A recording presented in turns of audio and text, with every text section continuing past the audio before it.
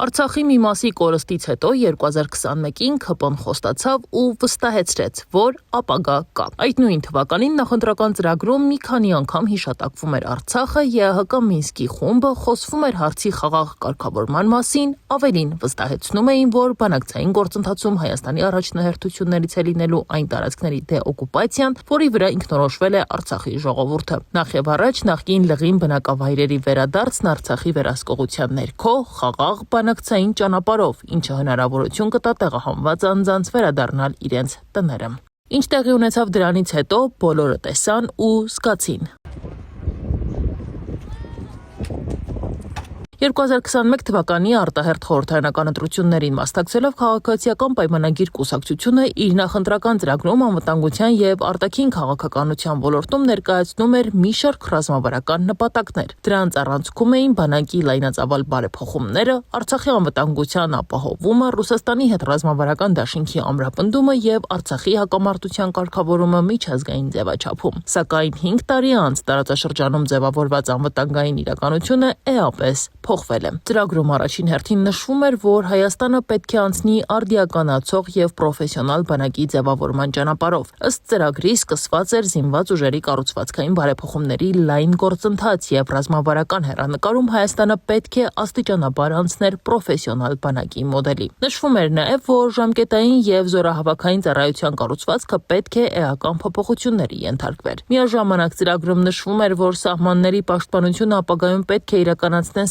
սահմանապահ զորքերը, իսկ բանակի ստորաբաժանումները կենտրոնանան բացառապես մարտունակության բարձրացման վրա։ Սակայն 2026 թվականին բանակի ամբողջական պրոֆեսիոնալացման գործընթացը դեռևս ավարտված չէ, իսկ զինված ուժերի բարեփոխումների արդյունավետությունը շարունակում է մնալ փորձագիտական եւ քաղաքական քննարկումների թեմա։ Պրոֆեսիոնալ բանակի ֆունդամենտալ էությունը ոչ թե պայմանագրային զինծառայողներով զինվորական ծառայությունը համալրելն է, այլ այնպիսի զինծառայողներով համալրելն է, որպեսզի պարագայում մենք ունենանք բանի մարդ, ռազմական գործին խորապես տիրապետող շարքային, ենթասպայական եւ սպայական կազմ։ Արդյոք մենք այսօր ունենք այսպիսի անձնակազմ։ Ցավոք սրտի, ես կարծում եմ պատասխանը ոչ է։ 2021 թվականի ծրագրում կարևոր տեղ էր հատկացվում նաև Արցախի անվտանգության ապահովմանը։ Նշվում էր, որ Արցախի եւ Արցախի ժողովրդի անվտանգությունը պետք է շարունակի ապահովել պաշտպանության բանակը, որն ամբողջությամբ պետք է անցներ պայմանագրային ծառայության։ Ծրագրում ընդգծվում էր նաև, որ Ռուսաստանի խաղաղապահների ներկայությունը Արցախում եւ Լաչինի միջանցքում Արցախի անվտանգության կարևորագույն երաշխիքն է։ Սակայն 2 տարի անց, 2023 թվականին Արցախի ամբողջ տարածքը անցավ Ադրբեջանի վերահսկողության տակ, իսկ Արցախի բնակչությունը ստիպված եղավ լքել հայրենիքը։ Այսպիսով ծրագրում նշված անվտանգության համակարգը փաստացի այլևս չի գործում։ Մենք գետնի վրա ունենք այդ նախընտրական ծրագրի բացարձակ հակառակ պատկերը, այսինքն չունենք Արցախ, ունենք էթնիկ զտման ենթարկված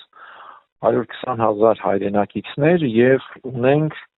Հայաստանի անվտանգության միջավայրի հանդեպ ներկայումս փափուկ ուժի ռեժիմով էքսպանսիայի գործընթաց։ Ծրագրում առանձնահատուկ տեղ էր հատկացվում նաև Հայաստան-Ռուսաստան ռազմավարական դաշինքին։ Նշվում էր, որ Ռուսաստանի հետ գործակցությունը անվտանգության համակարգի կարևորագույն բաղադրիչներից է։ Հիշատակվում էին մի շարք համաձայնագրեր, այդ թվում Հայաստանի եւ Ռուսաստանի զինված ուժերի միացյալ խմբավորման մասին համաձայնագիրը, հակաօդային պաշտպանության միասնական համակարգը, նաև Հայաստանում տեղակայված ռուսական 102-րդ ռազմաբազայի հնարավորությունների զարգացումը։ Սակայն վերջին տարիներին Հայաստանի եւ Ռուսաստանի հարաբերություններում նկատվում են որոշակի լարվածություններ, իսկ անվտանգային համակարգում Մոսկվայի դերակատարությունը դարձել է ակտիվ քննարկումների թեմա, թե քաղաքական շրջանակում, թե հանրային դաշտում։ Եթե շատ այսպես չխորանանք արտաքին քաղաքականության, հատկապես ռուսաստանյան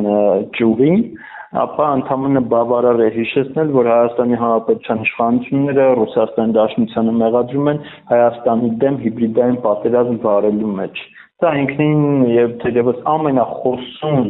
երևույթն է, որով կարող ենք բնորոշել արդյոք ռազմական գործընկերները միմյանց դեմ կարող են վարել նույնիսկ տեսականորեն հիբրիդային պատերազմ թե ոչ,